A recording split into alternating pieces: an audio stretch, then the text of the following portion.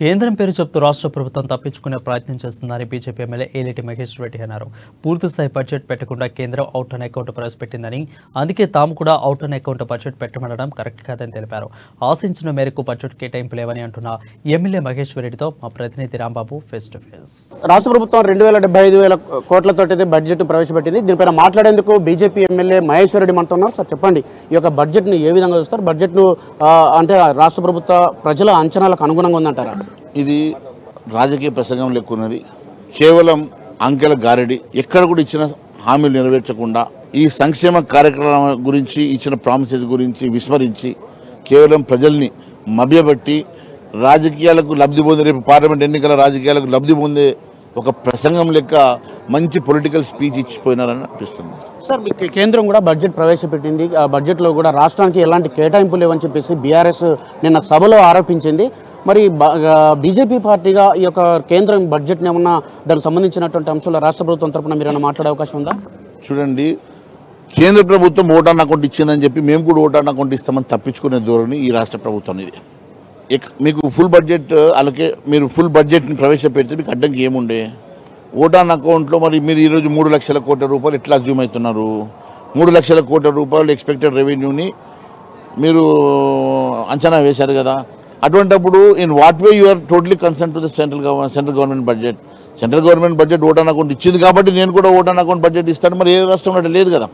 వేరే రాష్ట్రంలో లేకుండా మీ రాష్ట్రంలోనే, ఈ రాష్ట్రంలోనే ప్రత్యేకంగా ఓటాన్ అకౌంట్ బడ్జెట్ ఎందుకు ఇస్తున్నారు? ఎందుకంటే వాళ్ళకి క్లారిటీ వస్తలేదు. వాళ్ళు ఇంకా కన్ఫ్యూజన్ ఉన్నారు.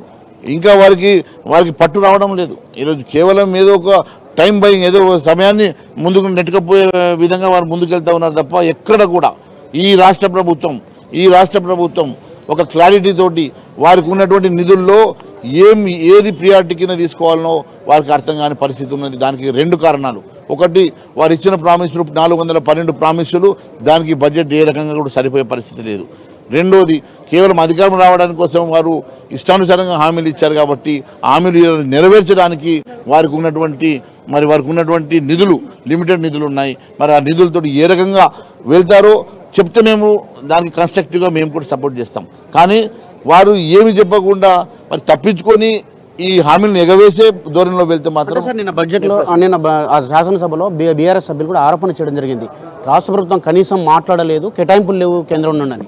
ఎవరు అట్లా మాట్లాడలేదు. అసలు బడ్జెట్ ప్రవేశపెట్టకుంటే దాని గురించి కేటాయింపులు ఓటాన్ అకౌంట్ సంబంధించినటువంటి కేటాయింపులు ఎక్కడ ఉంటుందా? అది ఇప్పుడు ఉంటుంది. అది ఆల్రెడీ చెప్పారు కదా, గతంలోనే ఉంది కదా. అది దానికి ఒక అలొకేషన్ ఉంది కదా, ఒక లెక్క ఉన్నది కదా.